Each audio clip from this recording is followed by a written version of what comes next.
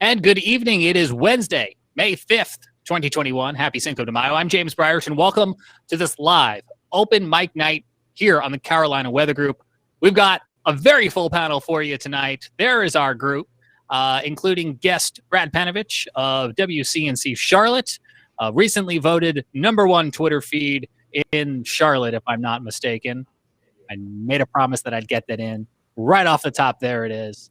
We want to invite all of you at home, on your phone, on your couch, on the toilet, wherever it is you might be watching, to comment right now live with us so we can put your comments on the screen, because this is as much of your conversation as it is ours. And we have some really fun tools here tonight that we're using where we're going to be able to put some of your comments on the screen if you comment live. So you got to comment live so we can put them on the screen. If you're listening and it's not May 5th, then obviously this is a replay, but we're still happy you're here nonetheless on our podcast feed, on the Carolina WeatherNet, and all of those platforms. So let's get right on into this, and let's talk about the week that we had with 3 straight days of being in some sort of SPC outlook.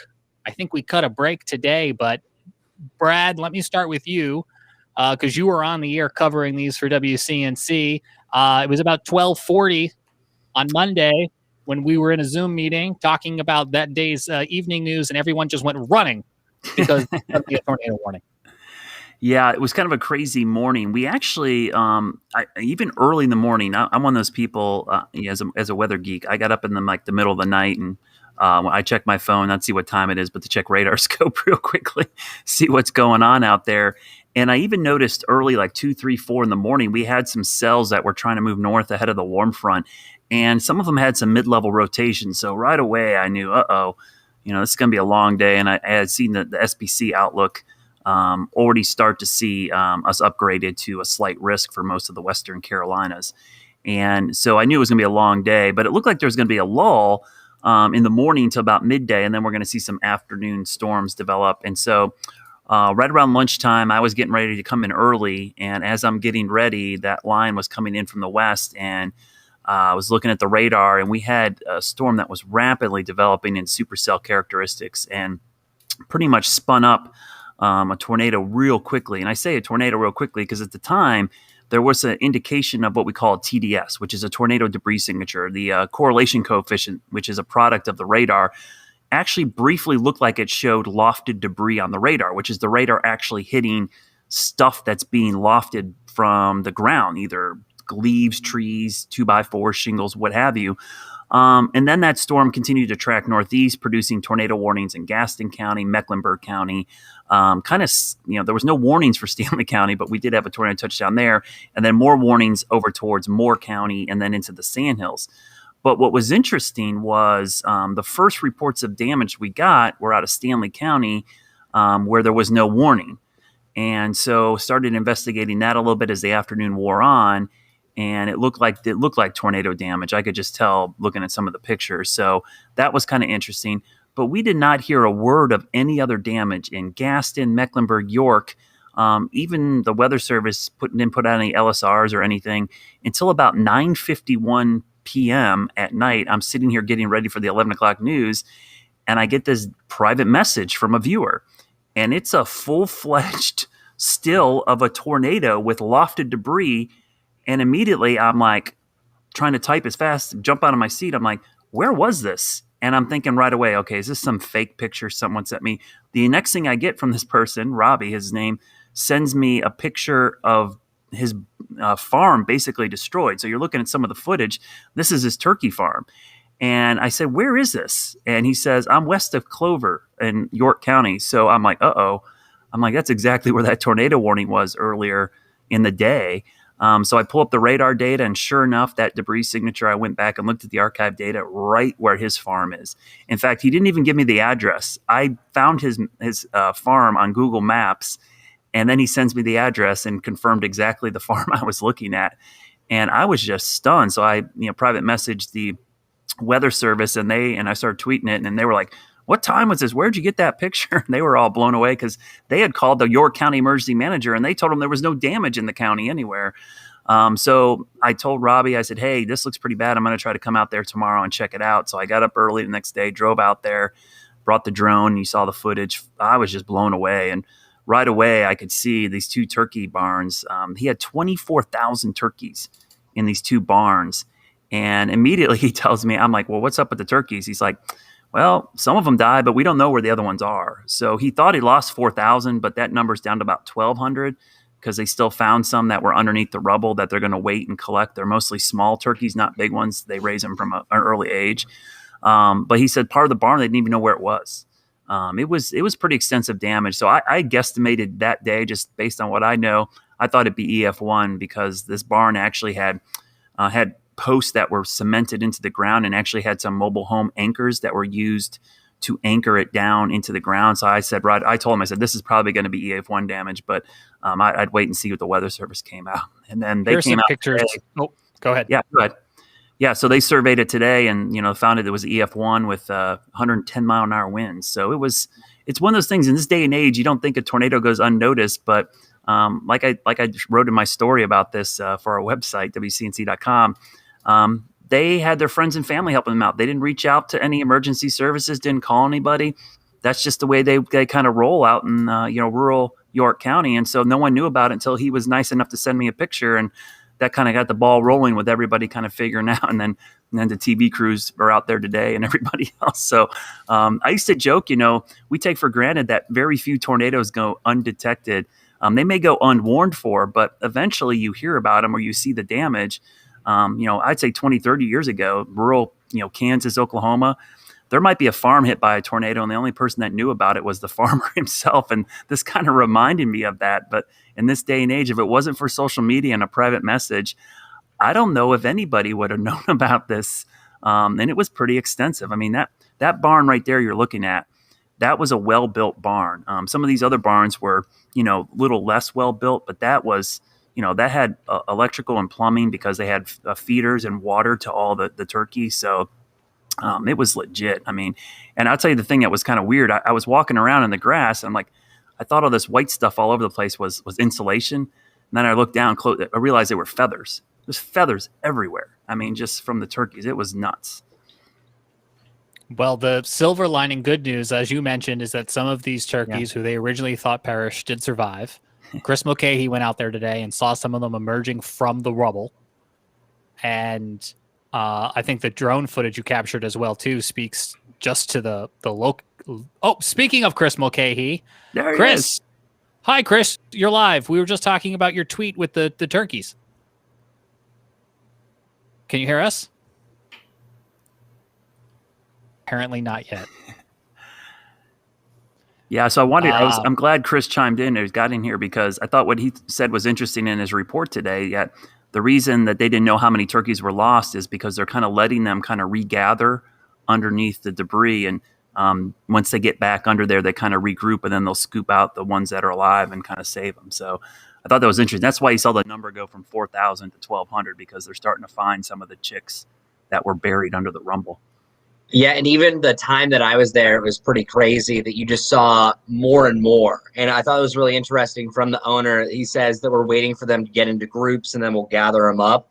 That at one point for our live shot, I saw 1 or 2, and the next thing you know, it was up to about 12. So that 1,200 number could even come down, as they just said a majority of them live. So that at least is a nice silver lining there. Yeah, it's amazing because they said when they first went out there, it was crazy. Like they found groups of the turkeys just sitting there where the barn used to be. Like the building was lifted away and some of the turkeys were just still sitting there. The crazy things, Chris, I know you saw some of that, the sheet metal that was just everywhere, wrapped up into trees. And I mean, it was blown so far. In fact, there was a Duke power station, I think about a mile away, where a piece of this tin had blown into the power lines and knocked out power to some of the area. But they got really lucky because on the other side of the hill where the tornado lifted was actually a mobile home development, and it could have went right through there and caused some significant damage. They also have a lot of propane tanks around there, so they could have been dealing with some fires. So it's not a good scenario whatsoever. But yeah, and we also mentioned this during our report too, Brad. Those type of buildings, when a tornado gets a hold of them, it's like a mobile home. The winds just get into it, just picks it up, where foundation isn't as solidified as what we have like on our home. So once a tornado moves to those are just absolutely gone. And you saw that. But it was really interesting too, because if you're looking along the line of the foundation, you could just see where the tornado wrapped it, and it almost was spinning to that second building that had 12,000 turkeys for each, but the one that had less damage from what we saw in our video. Yeah, James, I don't know. Do you have the picture of the tornado, or if I can screen share it possibly? Yeah, either or. Let me see. There should be a button down there. It's mine's crossed out. Oh no, there it goes. Okay. Let me see if it'll let me. So here's the picture. I'm going to share it now. So you guys see that? So there it is. That is, you're looking from his uncle's house, which is across the street, and you're looking back.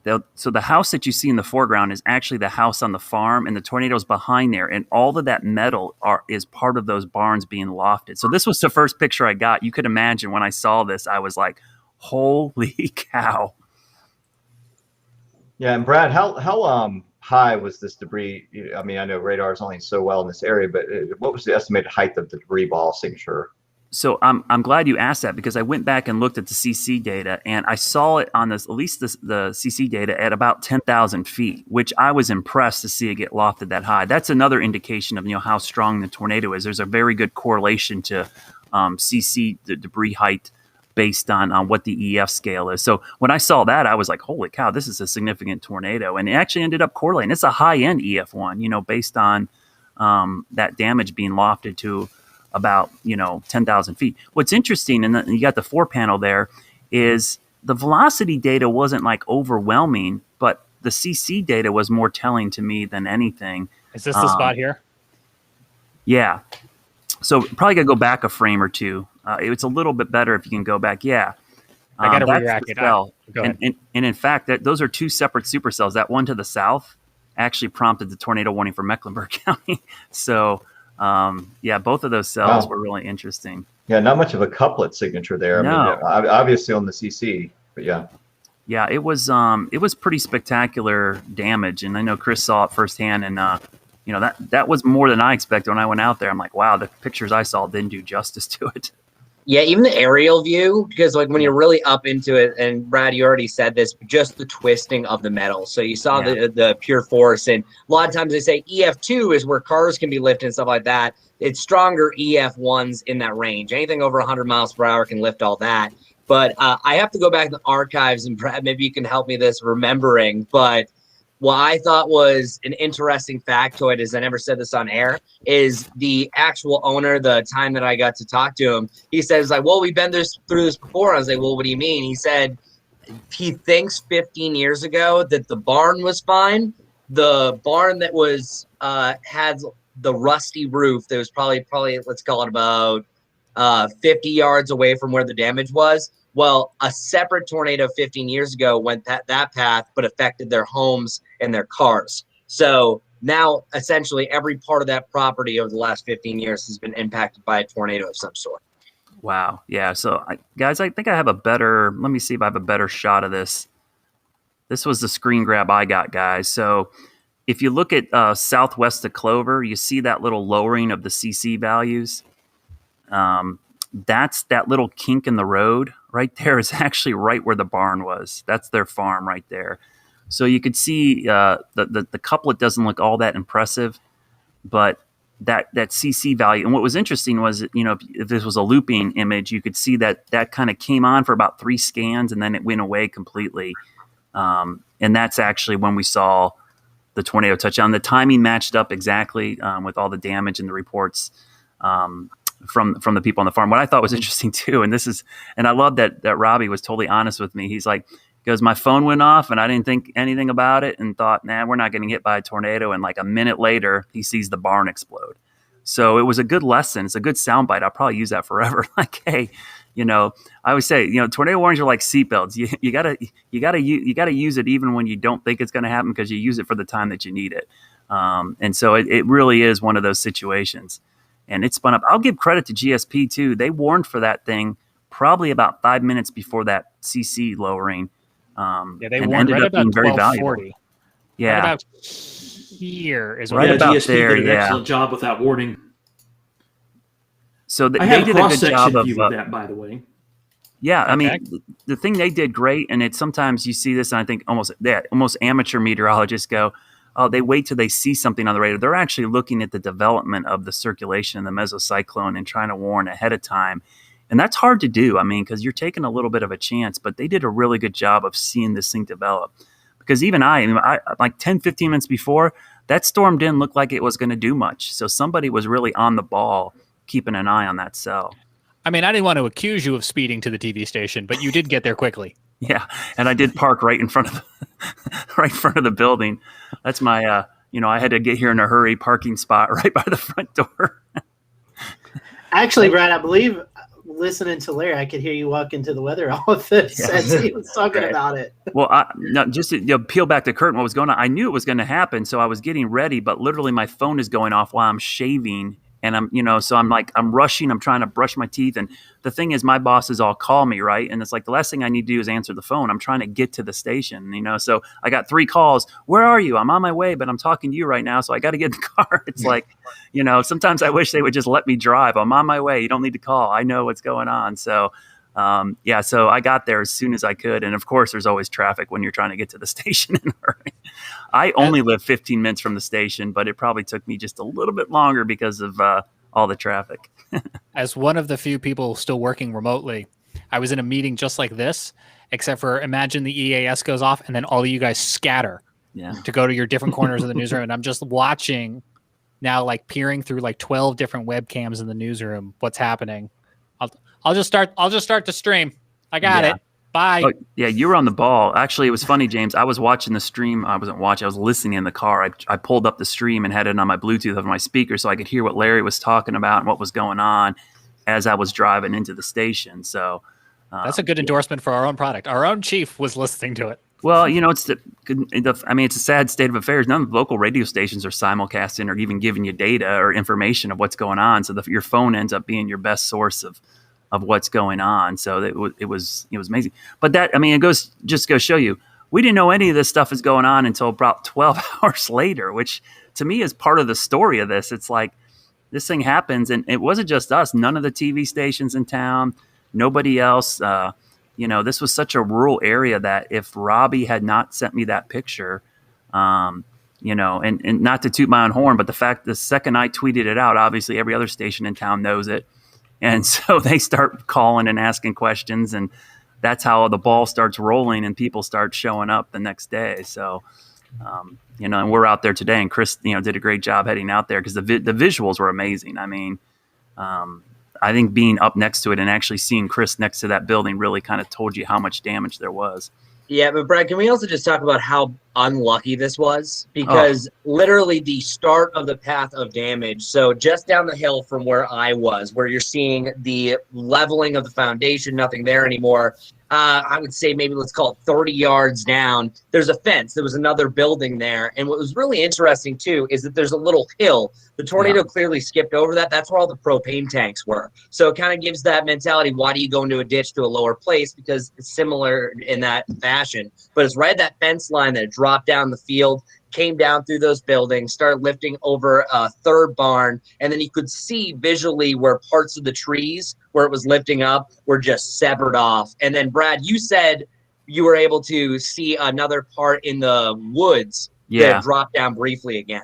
Yeah, there was it was way back there. I mean, I went back on some four-wheelers. We drove all the way back in the woods. Wow. And I'm thinking, where are we at? Now, there's nothing back here. We come to this, what I thought was a clearing, but it was a big area of the woods that was completely flattened. And all the trees, some weren't flattened, they were all bent towards the convergent line in the middle of the tornado track, which is, as soon as I saw that, I was like, oh my gosh, this is textbook tornado damage, because you had trees bent towards the middle on one side and towards the other. And what's interesting, the video that you're looking at right now, this grass field, from another perspective, when I was shooting back from the other way with the drone, there was actually some swirling in the grass. You could actually see some damage in the tall grass there. It was just incredible to see this thing skip up. And Chris, I noticed the same thing too. The interesting, I thought immediately about the topography out there. This tornado was moving up elevation. I think I went back and looked at the elevation maps. That little holler back there. Yeah, so below the barn there, I think is at about 600 feet, and the top of that hill is about 720. So it was moving uphill. And I've seen similar research from like Huntsville, Alabama, and some of the other foothills where you get rotating thunderstorms that move up in elevation sometimes induce tornado genesis because you're effectively shrinking the distance between the cloud base and the ground. Sometimes we look for LCL levels or LCLs that are really low. Well, sometimes the ground comes up and makes the LCL lower.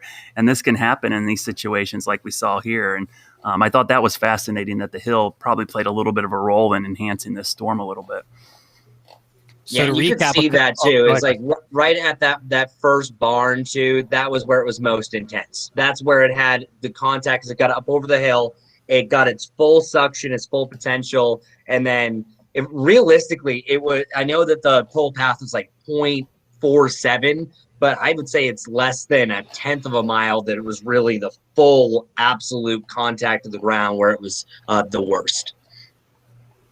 Reminding folks watching live with us, you can comment. We'll put some of your comments on the screen. Shout out to Michael watching on YouTube. I want to hit on a couple of things you guys talked about. Chris talked about how unlucky this was, how short-lived it was, and how impactful it was. We talk about all the times about how a tornado is like a pin on a map, but if it happens to be right where you are, how bad it can be. Yesterday was National Weather Observation Day?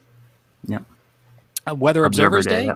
Yeah, so Brad, to your point, this was a text to you that not only brought out the media, but brought out the Weather Service to do what they do after these storms, to conduct a storm survey after you essentially went storm survey first. Yeah, it's it's funny. Sometimes I go out there and I always tell the people when I get out there, I'm one of those people, I think people, hey, you work in TV, but I'm still a meteorologist at heart. So a lot of times after these events, I like going out to the location and seeing what happened because it's a great learning experience for us as meteorologists to see what happened on the ground. So sometimes I know I'm out there more as a scientist sometimes than as a reporter. So people tend to open up and treat you a little differently when you're asking weather geek questions more so than just grilling them on the simple reporter type questions. So when I went out there, I really was just more interested. I was looking at the damage, the gouging in the ground. I really was trying to do what the Weather Service does. I was looking for those damage indicators to try to figure out how long it was on the ground. And it was funny. I actually told Robbie, I said, the Weather Service is going to be the official word on this, but I think this is EF1, and the track is probably a half a mile to 3/4 mile. Ended up being EF1 and a half mile track. And that's pretty much spot on to what it looked like to me. So at least I knew I was looking at the same things that they were, and it gave me a little bit of pride that I kind of learned something from them when I see them do damage surveys. And those damage indicators are everything when you're looking for certain traits for what a tornado is actually going to be classified as. Well, it's also a reminder to everyone out there that if you have weather impact you where you are first, and then if you don't have Brad Panovich's cell phone number to text him, you can tweet him, and that will suffice as well.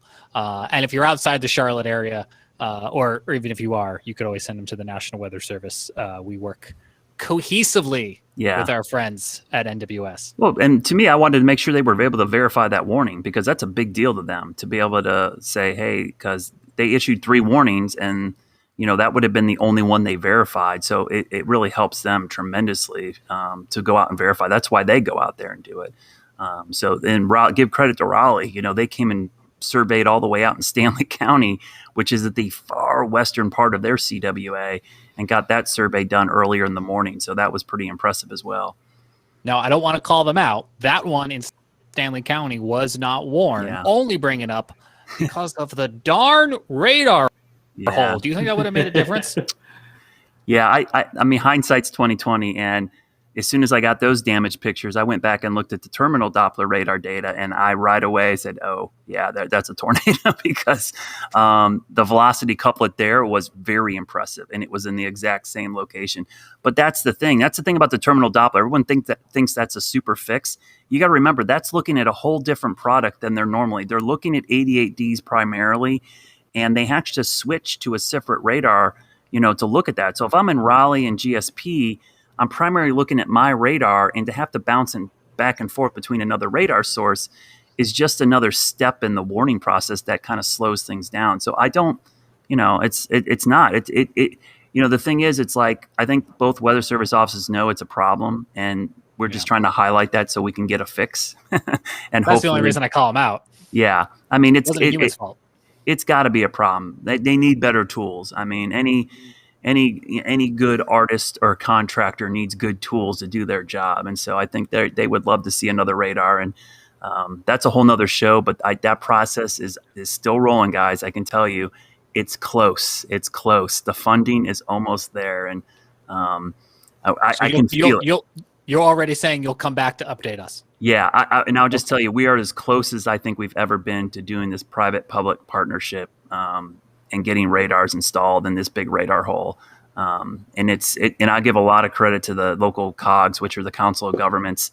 They have really aggressively gone after funding on their own, grants and separate funding, and just said, we're not going to wait for the federal government or the state. We're just going to do it on our own. And they are really taking. So what the process we're in right now, just to give everybody an update, there's currently basically environmental studies going on, and currently feasibility studies are being conducted for this project, which you have to do to get government money of anywhere. So the fact that that's actually being undertaken right now, local universities are starting to work on this. That's the first step, is the feasibility studies. And the next step will be, how many radars, which vendor we're going to get, and going from there. But we've made it a long way, so it's close. Are the locations? Ask what kinds of radar are we talking about? Are we going to go full upgrade to phased array, or are we still going to I wish, Shay. No, we've kind of settled in on C-band because you can't get S-band anymore because the FCC has kind of locked down that frequency.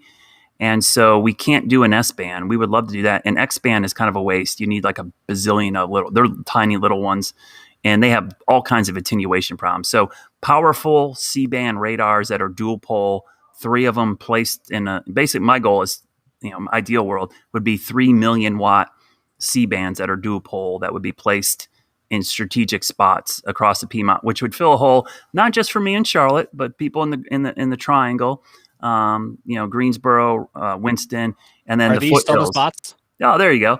Those are the general spots. So Charlotte, we get overlap, which is great, but it fills a huge void up there in the northwestern part of the state, which is, up in the foothills, which gets very poor coverage up into the Boone area, Wilkesboro, Statesville.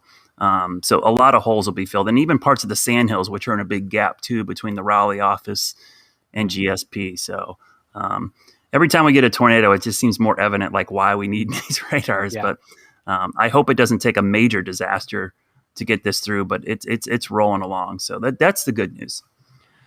We put a link in the comments to that episode that I just had up on the screen when Brad was on talking about this initiative. If you want to learn more about why it's a problem and where those are going to be, because yes, we will a whole hour on that, and it's excited to hear that that's coming along. Guys, I want to talk about Abbeville and Greenwood, but before I shift there, any other questions or comments on this topic for the Charlotte area of York County and Stanley County with their tornadoes? Yeah, so real quick before we move away from it, Chris, you made the note on the family said there had been another tornado. I sorted through the SPC archives real quick while y'all were chatting, and I couldn't find anything. Not to say that there wasn't some unsurveyed tornado that went on out there. Clearly, stuff happens there and may not get reported. So that's interesting. An interesting note. Thanks for doing that. I appreciate it. And there's a reason why I didn't say it on air, just because I wasn't really going to have the opportunity to go out there. And I didn't want that there was some sort of microburst that we're calling a tornado. So thank you for doing that. And yeah, that's why we always just fact check. So well done, sir. Yeah, absolutely.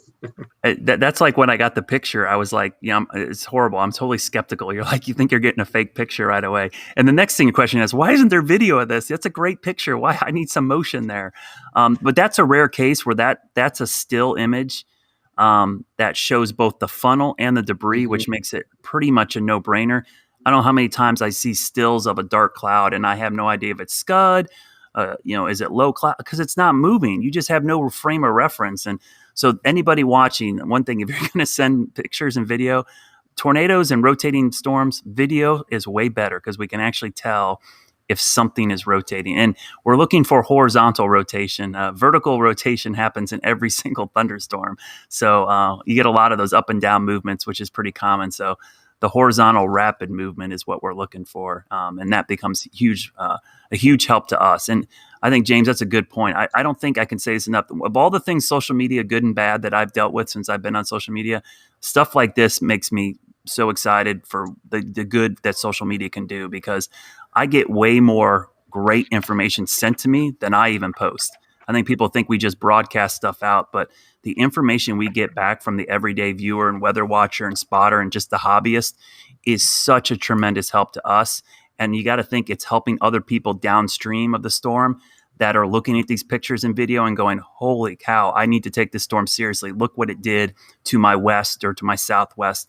You just don't know how valuable that is to communicating severe weather threats, because radar is great, but most people, like James Spanstead, looks like spilled paint on a map. A picture, a video is worth 1,000 words and really gets people to act quicker. Well, we just did a storm spotter training here at the Carolina Weather Group with the National Weather Service in Columbia. And so, yeah, if you're a storm spotter, you get the phone number, you can call them up, you can text people that you might know. But if you're not sure who to contact and you're on Twitter, if all else fails, they're on the screen right now. Hashtag NCWX, hashtag SCWX. You put a storm report, a weather observation in there. If the Weather Service doesn't see it directly, one of us will, and the other meteorologist in the weather group in the Carolinas, and that will be a place where that can get relayed from the public. You don't need any special credentials to use that hashtag. So I'm with Brad in that. I'm always slightly skeptical, but that is a place you could drop something if you wanted to get it out. Well, Evan, it's nice because we're like peer review it. We all look at it. Everyone gets eyeballs on it, and we can all kind of evaluate what it is. But I'm telling you, man, Twitter's becoming the way that the Weather Service is getting this information, because I'm shocked. I'll retweet something, and within a couple minutes, I'll get a message from them. Hey, can you get an address for where that was? Because it's like they are monitoring Twitter like crazy. So Twitter is a great tool to get information to the Weather Service. No, you're absolutely right. Between NWS chat and Twitter, those are the two main forms of communication. Absolutely. Ev, you talked a moment ago about how you gathered some data, and I want to use this segue into talking about the next big tornado that we saw here in the Carolinas. But tell us about this map that you made. Yeah, James. So we had a tornado touchdown near Lounsville, we think that's pronounced, South Carolina, on Monday, same day as that York County tornado. And it ended up tracking for close to 30 miles, which is a pretty rare occurrence here in the Carolinas. Only a handful, lots of handfuls, but less than 50 tornadoes have ever tracked that far in the Carolinas. So this one down near Lounsville is going to rank in the top 2% of the longest tornadoes in Carolina history. You can see it. We've got it circled with some really small dashed white lines there on the map.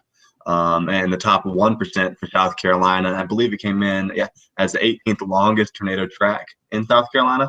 So 18th, it's certainly, you could say it's on the leaderboard if we make it a really big leaderboard.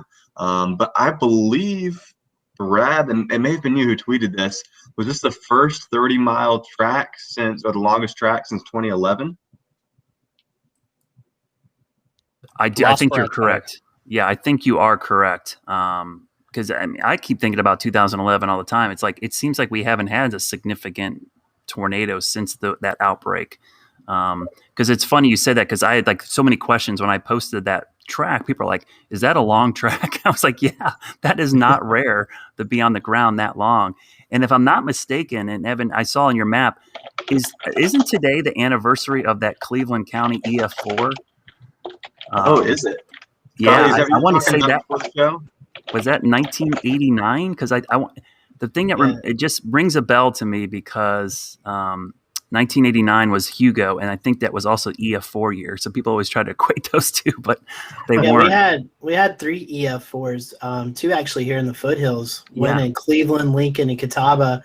The other one from Greenville and Spartanburg up into Rutherford County. It's been going around here in the foothills on the Facebook and Twitter today, the anniversary of 32 years ago of, I believe, the F4 is the strongest tornado that's occurred in North Carolina. And so that was the anniversary today with 3 of them here in the Carolinas. So, yeah, it's looking back at that event, like you said, Brad, was also associated with Hugo later on in the year. So 1989 was a very big deal for the weather community in the Carolinas.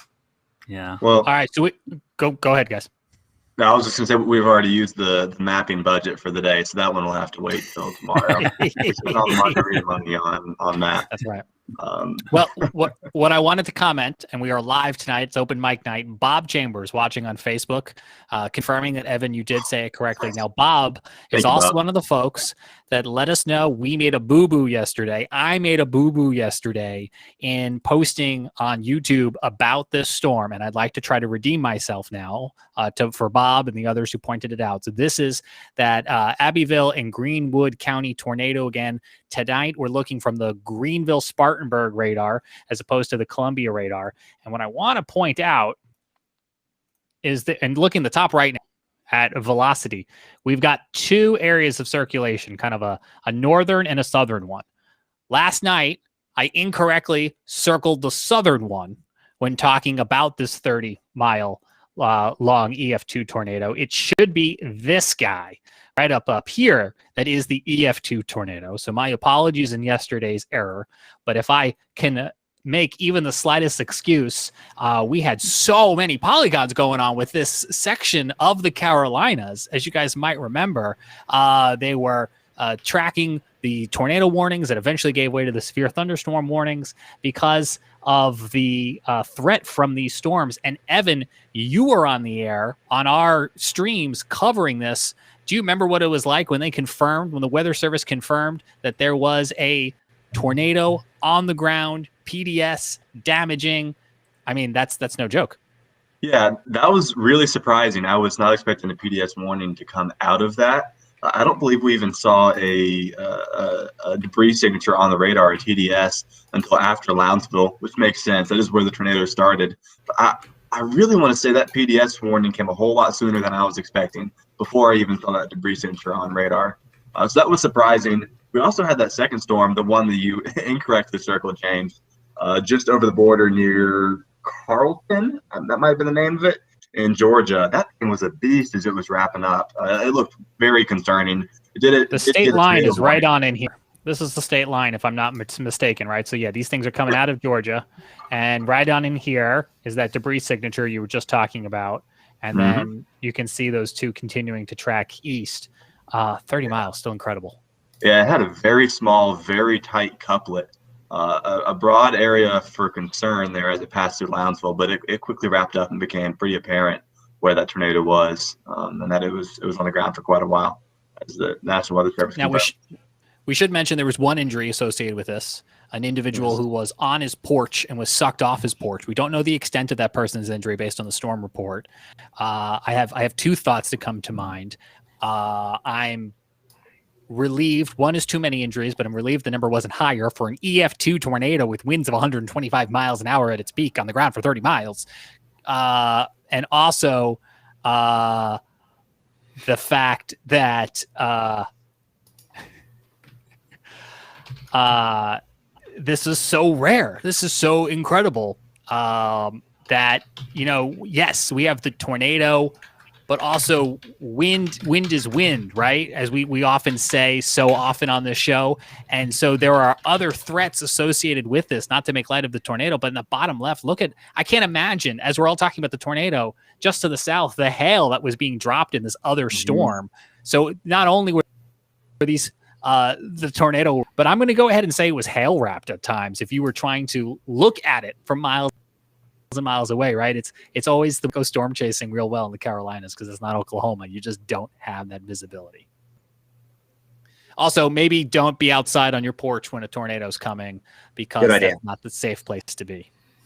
Well, and also, like, I know that it's like, oh, okay, like how long that it was on the ground. But Brad, you know this, most of our tornadoes that in this year and just in general are usually on the ground for 1, 2, 3 minutes because this is spin up central. So whenever we're talking about the long tracks and great digging up the facts, we're just happy that this wasn't through our area and also where it was, because if this was a little bit more populated, this would be a story that'd be happening for days. So it's all about the population, sadly. And really, I think about this all the time. How many tornadoes that happen that we don't know about, especially of the spin up variety, just because of where they are.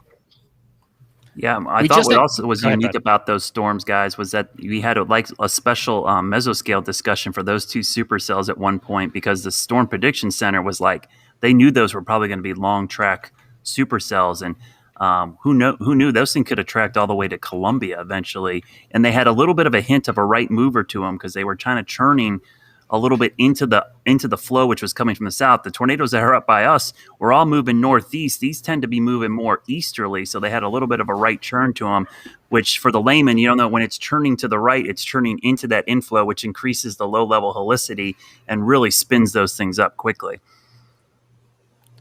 I'm trying to get to Bob's question about damage in Elberton on the Georgia side, and let me take a quick look at that. And I'm trying to remember right now who would have even had jurisdiction, whether that would there be was Columbia. A tornado reported there. Yeah. Near Elberton. I'm going to go ahead and screen share. 1400 block of Bowman Highway. Down trees and damage to metal buildings was reported to the Weather Service there. That was right before 2 o'clock in the afternoon. Let me add Peachtree City to my shortcut, because I don't normally have Peachtree City in here. But I know they're going to have jurisdiction of some of this over towards Athens, Georgia. I don't remember how far they get to. Yeah. Where's FFC? I thought that Elbert County was a GSP county, but I'm not sure. I can't remember exactly where this boundary is either. And that really threw me off a could- little bit yesterday. It could be either it goes one county into Peachtree Georgia. City or GSP or Columbia, and I'm not sure which one. Yeah, so here are some of the storm reports. Here's some of that hail we talked about, 1.75 inches. Let's see what this one is. That's 1 inch size hail. This one closer to the border, 1.5 ping pong size. Yeah, so we've got, here's that injury. James, I'll show you the damage surveys here. Sure. I think I can bring them up. So there's the surveys between, it's going to bounce around here, but you can see that the different surveys done by, and again, I'm going to change the date here so that it's up to date here. We'll change this to the second. You still got to use Windows Explorer for this thing? It seems like it. There we go. So can you guys see that now? Yeah. So you can see there was a tornado in Madison County, Georgia, and then a tornado in Elbert, and then it looks like another tornado. Then one near Athens, it looks like. And then there was that tornado west of Atlanta, which actually happened earlier in the day as well. That was when we are now casting. That was kind of the first indication that this thing was really coming together. Yeah, so that's based on the surveys, and those red lines are the CWA cutoffs. So you can see Peachtree City to the left, GSP, and then Columbia there. So yeah, this is the damage assessment tool, and this is a really cool product because out in the field, the Weather Service will actually have a tablet or a phone, and they have an app, and they will enter the damage survey, and it gets relayed automatically into this product and starts displaying them. And so back in the office, they'll start lining things up with the radar as well to get the timing. So it's kind of cool to watch this. When I see a survey, I can actually individual plot in real time as the survey crew is out there. It's a really neat product. Now we are again live tonight on this May the 5th for open mic night here on the Carolina Weather Group. We've got another question that came in a little bit earlier. Hopefully Michael is still with us. Shay, you want to take this one? And I think is he talking about tonight now? Yep, I think he's talking about in general. Let's see, trying to see where that question went. Upper air pattern right now is crazy. Where was all this back in January, February? We might have actually had some decent snow in the Piedmont. I'm assuming Piedmont, North Carolina. Yeah, upper air pattern has been a little bit strange for Eastern United States and Central and Northern Europe as well. So when we talk about upper air patterns, we look at the polar jet in general, where we see the winter trying to hang on through spring, right? So we're talking about January, February. And back then, we look at a lot of things in the wintertime. We look at the polar jet, we look at the polar vortex, we look at polar circulation. So if we take a look, just share screen here, just to give you an idea of what it kind of looks like here is, here's your polar jet, right? And so all of the circulations and polar vortex that are part of low pressures over the Arctic are pulled down into different areas of the world. This really depends on the flow of it, and a lot of it has to do with an index called the Arctic Oscillation. And so when we're in a negative oscillation, that means we tend to see polar vortex displacement. We get a all kinds of waves that dive down. We have the dipping jet stream, which you hear about in the wintertime, which brings cool air down.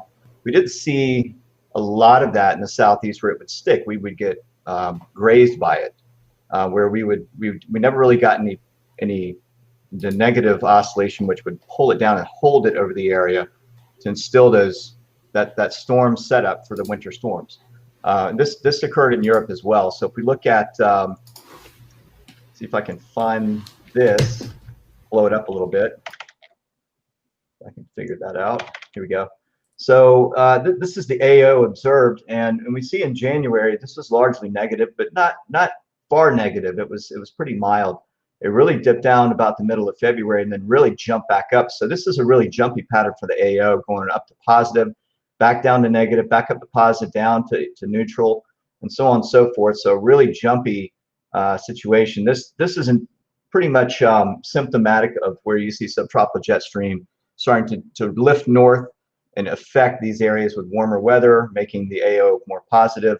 But as far as January, February is concerned, we did see negative AO, not anything extreme, but we just didn't get that pattern over the eastern United States. I know that central northern Europe saw a little bit more of that than us, where we got more of that, the polar vortex displacement over on that side of the world versus ours. Now you have the Siberian connection as well.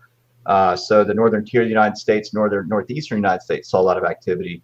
But if anybody else on the panel would like to chime in as well, maybe Brad or anyone else that's pretty familiar with these patterns, especially for that area of the Piedmont, North Carolina, that'd be great. Yeah, I think the whole northern hemisphere has had a chaotic pattern, because you mentioned this, Shay. In Europe, they had a crazy cold April. They had snow and frost, and I think they're still going through what has just been like another month of winter there. So typically when we see extreme weather in other part of the hemisphere, there's a dip there. There's going to be a ridge somewhere else, and I think that's what's caused the pattern to be a little more chaotic here. Overall, this spring, though, is kind of been interesting. It's been very not La Nina-like. I would have expected even more severe weather in April into early May, and I would have expected it to be warmer. And really, it's been, I wouldn't say it's been cold, but it's been kind of coolish to near normal, which is saying something, because the last several springs around here have been anything but cool. They've been really warm and kind of wet. So it's been a very interesting spring, to say the least. But I would have expected more severe weather, honestly, guys. I know it seems like we've had a lot, but I think we had a record low number of tornadoes in the month of April across the U.S. in general. So it's just been other types of synoptic weather. It's been more synoptic craziness with cold snaps and a lot of late freezes, especially here in the Carolinas, and not a whole lot of severe weather so far. Right. Do you think La Nina had a lot to do with not having as much wintry precip or winter storms in January, February than what we would normally encounter?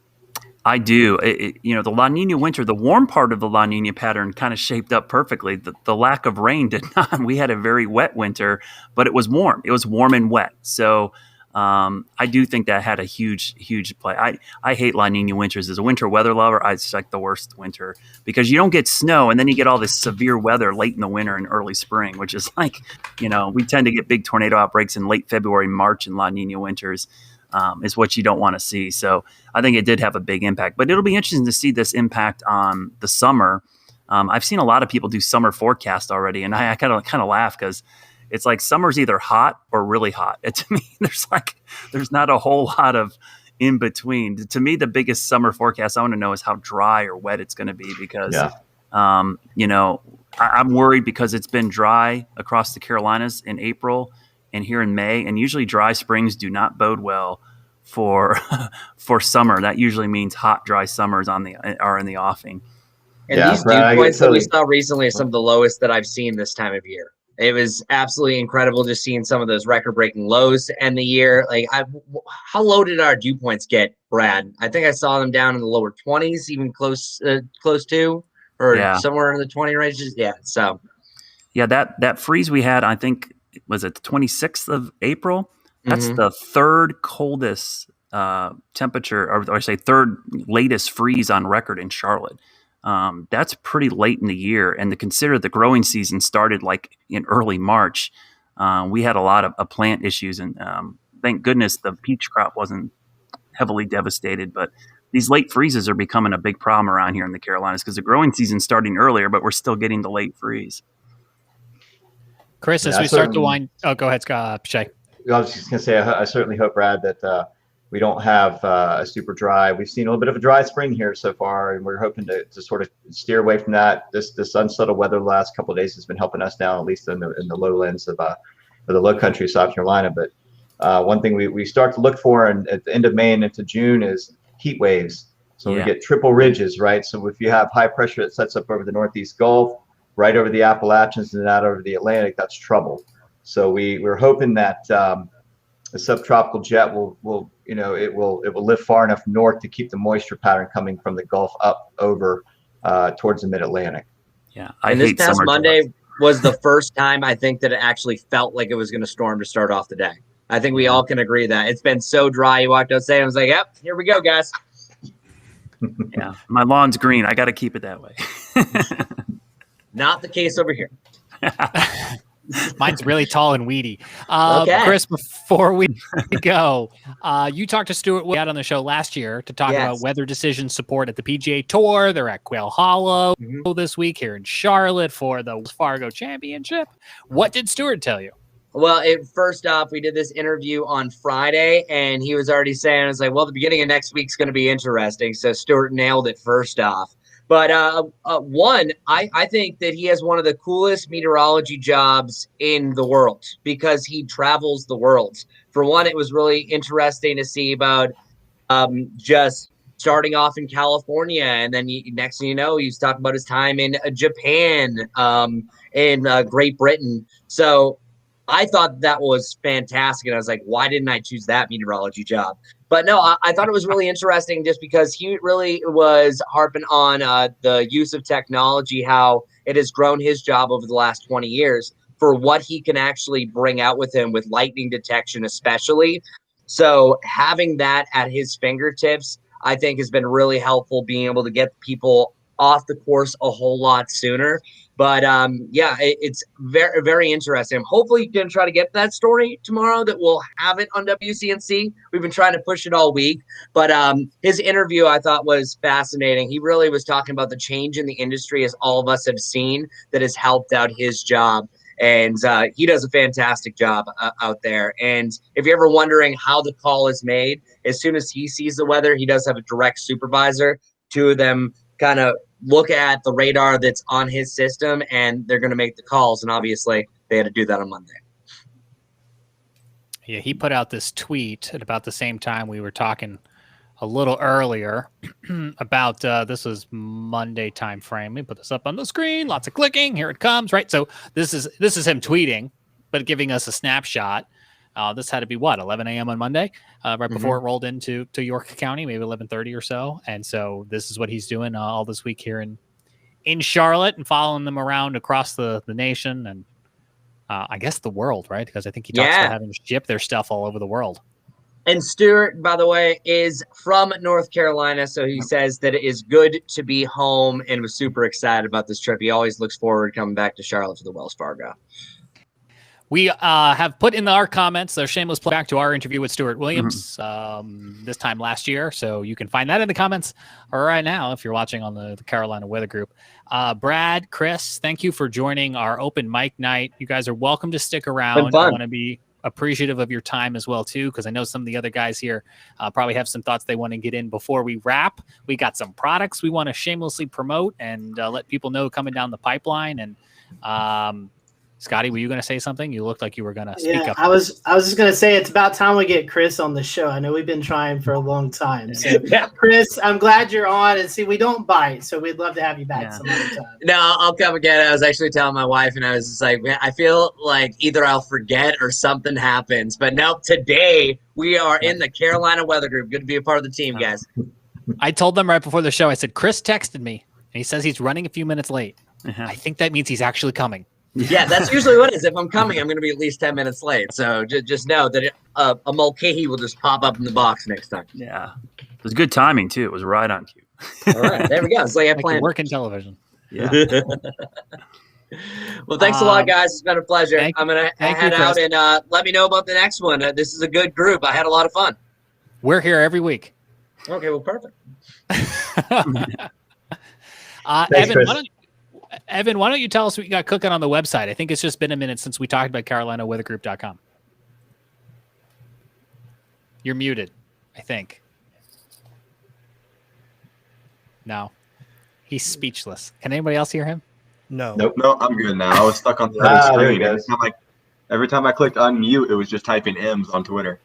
Maybe we could use closed captioning if that helps. Lip readers, we'll get one in here. So the website, yeah, it's been a few minutes since I've spent some quality time on there, but we did put a lot of work into it in March and April. We're revamping it. We've got a blog started up. We have a current conditions page that was built and looked really pretty, and then it broke, and now I need to go fix it again. No one needs to know that. You can just tell them it's great. Just Right, tell them it's great. It's great. Yeah. And then we also have the Blue Ridge Parkway closure map, which is a Talk about that again, in case people missed our interview about it. What is this all about? Sure. Yeah. So it's a little bit of we don't need it as much this time of year, but come fall. This is the time of year I might still go and check out the Blue Ridge. It's still pretty. Right. Well, we get closures on the Blue Ridge Parkway in fall, winter, and early spring. Right now, it's mostly open except for Virginia. We're not sure what they're doing up there. But for ask right that now, question it's a lot. mostly open. Come fall, when these closures really start to return and start hitting hard, you can come to this webpage and check it for road closures all along the Blue Ridge Parkway. It'll have which sections are closed will be highlighted in red. We've got a little highlight section, I guess you can call it, in the bottom right of some of the best spots to visit. Craggy Gardens, Mountain Mitchell, Peaks of Otter, I believe, is up in Virginia. Some of those are listed. If it's green, it's open. If it's not green, it's not open. It's real simple and easy to read. So I think they're kind of useful. I've used it a good number of times when I go snow chasing. CarolinaWeatherGroup.com. Also have a state park map. So up there or any place else, you can actually plan your outdoor adventure day. I guess it was not too hot of a day to go hiking out towards Fayetteville today. Click on it. Click on one of those red dots and see what happens. Okay. On air, live, let's see if it works. It works. Cool. Awesome. Yeah, so this is a hiking conditions map, and this is something that will be fleshed out a bit more in coming months, with some more details to come on that later. But it basically shows all the state parks in North and South Carolina. If it's a good weather day, it'll be green, and it'll say, go on a hike. If it's a bad weather day, it'll be red, and that state park will, we recommend you don't go visit it. It's either lightning, which is totally a verb now, or it's rainy. I've got a bunch of different words built into this script for it to register and to recognize bad weather and report it as a bad day to go hiking. So lots of green across South Carolina. It can be a little bit tricky at nighttime. Best to check it after 10 a.m. in the morning. Very cool. That is stuff on CarolinaWeatherGroup.com. Now, those graphics you got there talking about the forecast remind me a little bit of Carolina Weather Net. And for those of you who are not familiar, we do have a nonstop, free, open to the public, all things Carolina weather feed, stream, channel extravaganza. You can find it anytime on our YouTube. So if you are not subscribed to us on YouTube, here it comes.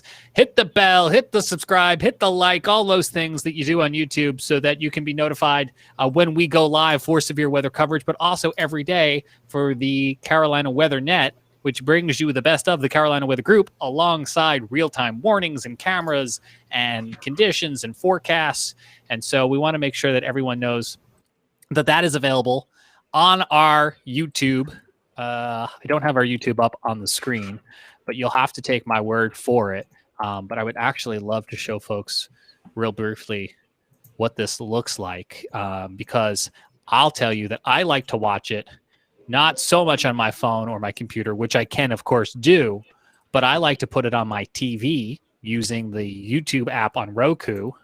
And then you got this, whether you're working from home or hanging out on the couch, right? There's my ugly face that I didn't do intentionally, but you can see how some of the real-time conditions are cycling through there. I know. I love my face. Isn't it great? Let's find somebody else's face. There's another face. and another face. So you can see we've got shows that come on in through here, and you can watch them. We've got your local forecast at 25 and 55 past every hour, and it's really intended for you to just put it on, leave it on while you're cleaning or hanging out or doing work. And on days like Monday and Tuesday, when there are warnings happening, there's a big red shiny ticker that will come on the air letting you know about the warnings. And then eventually, if it gets upgraded to a tornado warning and then we feel like it's a life-threatening newsworthy situation, you'll see our ugly faces coming on to tell you about live weather. So you can, again, just leave it on, let it run, and we'll take it from there. We normally like doing severe weather coverage. That's one thing I would like to address, because if you were watching, we all do have full-time jobs. So sometimes during the day, especially during the afternoon hours, it's hard for some of us to break away if it's if severe weather is ongoing. And we're very appreciative of Evan and Frank, I believe, was on air Monday. Yep. Covering the event. So if we're not streaming, you can definitely watch the Carolina Weather Net, and you'll see radar running. And I guarantee at least one of us will be tweeting or retweeting stuff too on our social media pages. So we'll get it covered one way or the other. But sometimes we all do this for free. It's all volunteer work. So we have our regular jobs to attend to as well. So we love to get on and live stream as much as possible. Sometimes it just can't happen. That is one of the other purposes of Carolina Weather Net. It has some automation for you and for us. Because just like Brad was talking about earlier in the show, it takes you a moment to get to the microphone. And so the technology will help with that. You're right, Scotty. We don't get paid. We don't get paid to be here. We love just geeking out, and we think it's a privilege to geek out with you all and to be able to bring you important severe weather bullets. But if you've got a few bucks, and here it comes, you got a few bucks to spare, and you want to keep the show running, because it does cost money to run the Carolina Weather Net and to bring in all those data feeds and to, keep lights on. Patreon.com/Carolina Weather Group. That is how you can give us your most loyal support and converse with us directly, get early access to episodes. Obviously, not live episodes like tonight, because I would need a DeLorean or a time machine of some sort in order to get that to you ahead of time. But when we have pre-produced episodes like with James Spann or Jim Cantori, they're going to our patrons first at patreon.com/Carolina Weather Group. It's just a few bucks. You get early access. You become a supporting member of the show. We love you the most. All of those most important things that we want to say. And to those of you who have already started to support the show on Patreon, thank you. If you don't have a few bucks or don't wish to participate in Patreon right now, that's okay. We would just ask that maybe you download and subscribe to our podcast or subscribe to us on YouTube, because those are two platforms that we do get some third-party monetization from. And so that is a way, without costing you any money, to help us grow business and as a group. So find us wherever you listen to your podcast, or check us out on YouTube. If you're watching on Facebook, that's cool. Glad you're here. Facebook does nothing to help us, so that's why we're often trying to push you onto other platforms. While you're subscribing on YouTube and on the podcast form, we'd love your rating as well. That's something we've not really pushed as well. Give us a rating. You can also tell us what you like and what you don't like, and maybe some suggestions of topics or guests or whatever else you'd like to talk about. Maybe more of these open mic nights, because we all like to geek out and talk about weather. But, we just had we're doing this for you.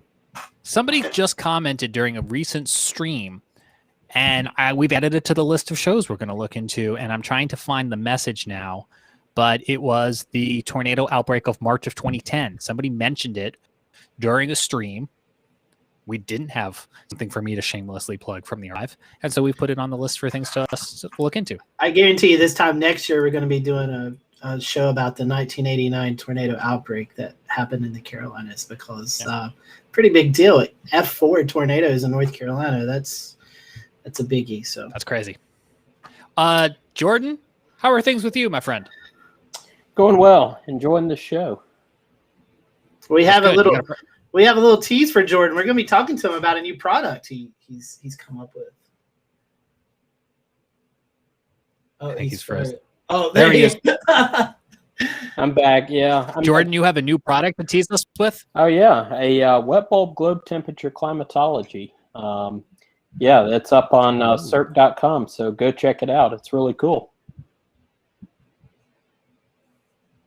Very cool. Very cool.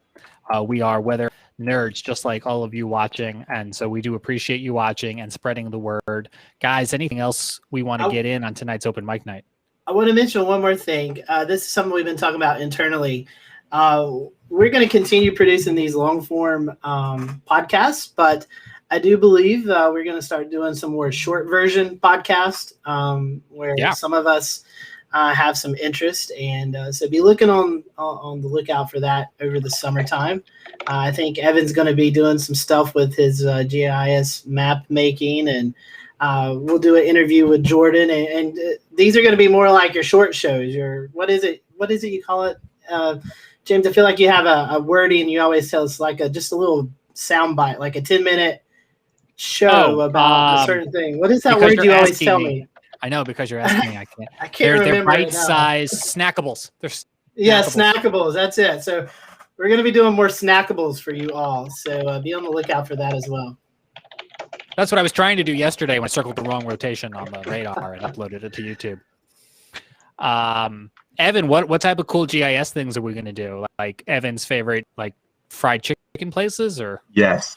So we have to do something with Waffle House. That's just we owe it to Waffle House. We owe it to ourselves to get on in there and to do something fun with it. I'm sure we'll do something 3D. I like 3D stuff. Something with tornadoes. I've been on that kick recently. You never know.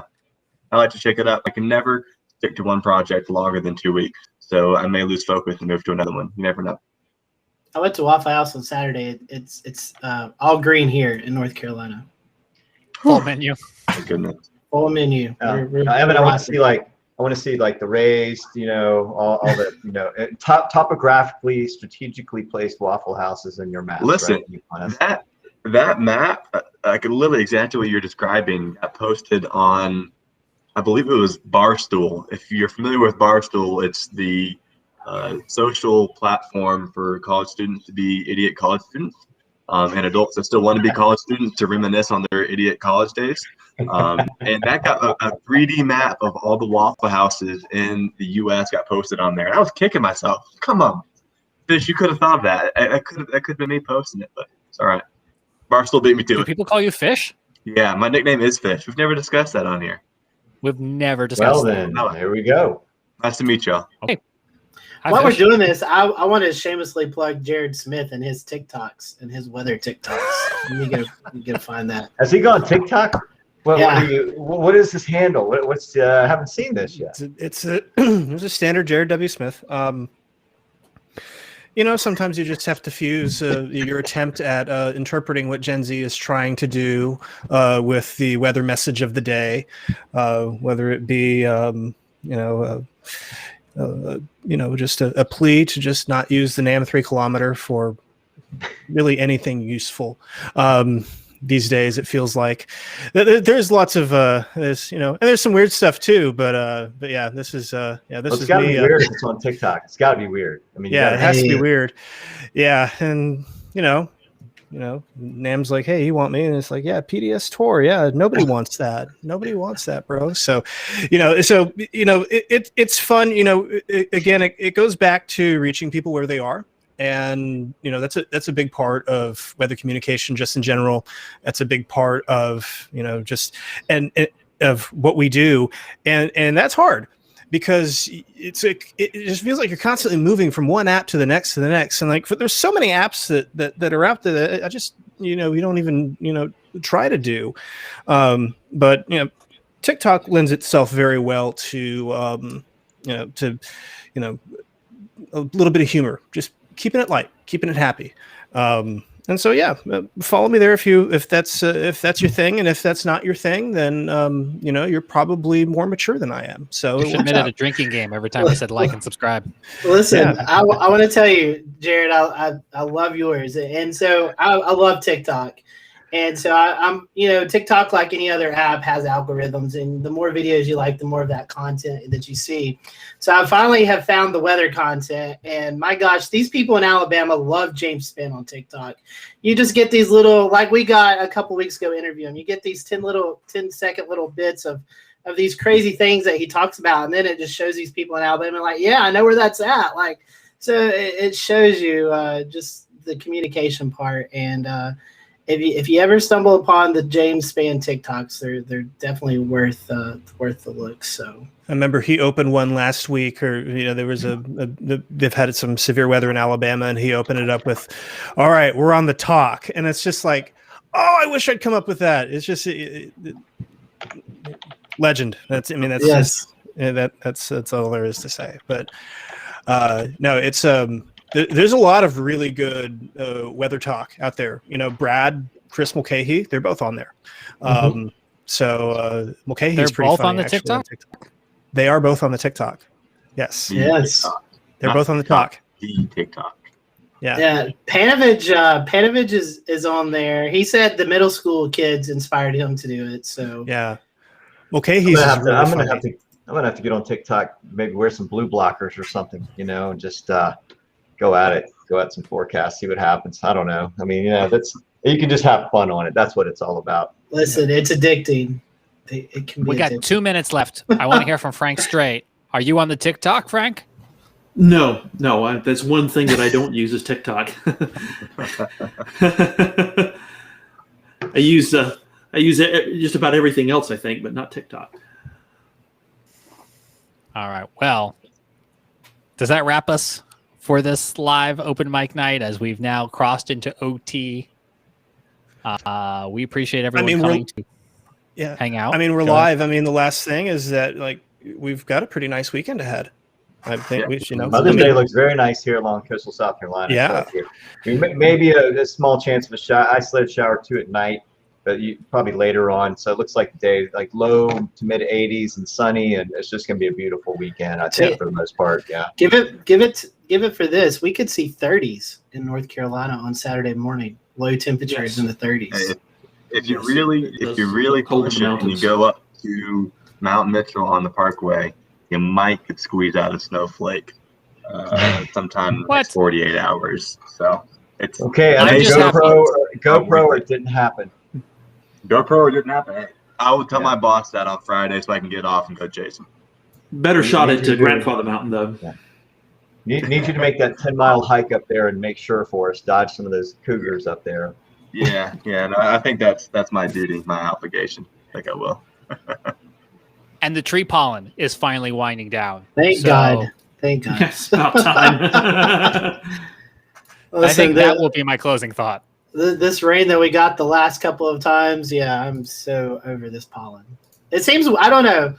It seems like it was worse this year than it has in previous years. I don't know if there's any validity to that, but well, I mean, if you think about April, what April was like, I can speak for us down in Charleston. We had 1 day of measurable rain in April, and that was enough measurable rain to put us, like maybe 15th driest. I mean, it was a very, very wet day. We got it all at one time, but there was just no relief at all. It's like, and like we said, like that's a little concerning when it comes to thinking about, hey, we're getting into May, we're getting into June.